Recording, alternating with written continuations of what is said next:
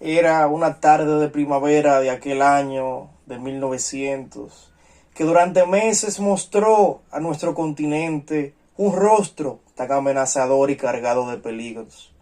Sobreexcitado por el difícil y azaroso trabajo matinal que le exigía justamente en esos días un máximo de cautela, perspicacia, penetración y voluntad de rigor, el escritor no había podido, ni siquiera después de la comida, detener en su interior las expansiones del impulso creador, de ese motus animi continutus en el cual reside, según Cicerón, la esencia de la oratoria, ni había encontrado tampoco ese sueño reparador que, dado el creciente desgaste de sus fuerzas, tanto necesitaba una vez al día.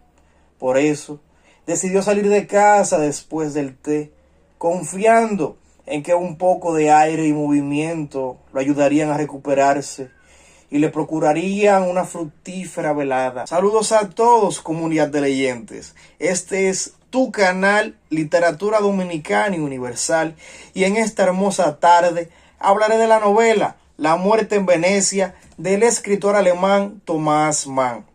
Esta obra, publicada en 1912, nos habla de la vida de von Aschenbach, quien es un escritor de Múnich bastante conocido en su país.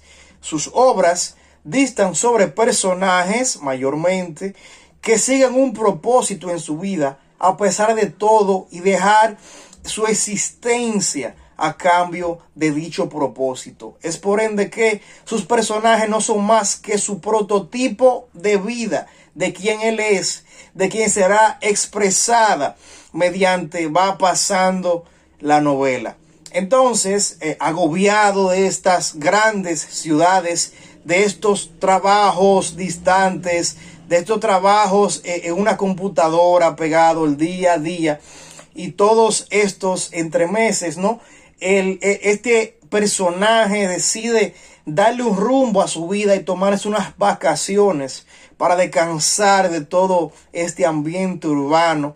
Es por ello que luego de buscar en qué tantos países quiere irse, decide irse a Venecia. Es por ende que tiene el título de esta obra y es allí donde va a buscar su muerte. De ahí el título de la novela, como le había dicho. Entonces el hombre se va hacia Venecia y en todo este trayecto él va reflexionando sobre los aspectos de la muerte, ¿no? Hay varios elementos que le inspiran a ello, ya que esto es una obra que tiene mucho significado y hay aspectos a destacar que se deben de tomar en cuenta para llegar a ese final de esta novela. Mientras va en la góndola final que le conduce hacia el lugar donde va a hospedarse en dicho hotel, el personaje principal se encuentra con un señor de aspecto medio extraño, ¿no? Que es de poca palabra y de poco hablar. Pero hay algo sumamente misterioso, y es que a pesar de esos pensamientos que el personaje tiene, se decide volverse, que ya está en el medio de la muerte y otros fragmentos, es cuando este golero se desaparece y le deja ya el equipaje donde tiene que llegar, ¿no? Es por ende que el personaje reflexiona sobre el paradero de este señor de aspecto extraño, pero todo se queda en extrañeza porque desaparece y demás. Bueno, el personaje se hospeda en este hotel y es acá donde empieza su deslumbramiento. Él ve una familia de ricos polacos y ahí empieza su verdadero propósito. Y es que él encuentra un joven de unos 16 o 17 años que lo encuentra sumamente atractivo. Y es acá donde empiezan sus propósitos de llamar la atención del mismo. En sus noches solamente fantasea con su belleza, le expresa como nunca la pintarías un Praxíteles o Lisipo, que fueron grandes artistas, ¿no? de la Grecia clásica, del periodo helenístico. Entonces, él es su norte, esa belleza de sus pómulos, de sus ojos como tal lo describe, de su perfección como tal. Por lo que aquí se pone de renombre ese amor platónico que tanto expresaba Platón entre sus obras y demás, ¿no? Entonces, este personaje se convierte en ese propósito, en ese único norte de este escritor Asenbach. Inclusive él pensó una vez irse, porque en Venecia había empezado como una especie de epidemia, pero se lo habían oculto a los turistas. Es por ende que en las calles estaban completamente desiertas, la mayoría de los locales estaban cerradas, y un olor insoportable surgía de las aguas de Venecia. Por ende, mientras le preguntaba a alguno que otro policía, ¿no?, turista, este le expresaba, buscaba un tema para evadirle como tal. Por ende que empezaba las reflexiones y eso, por él seguía detrás de su único norte, que era seguir llamando la atención de este joven.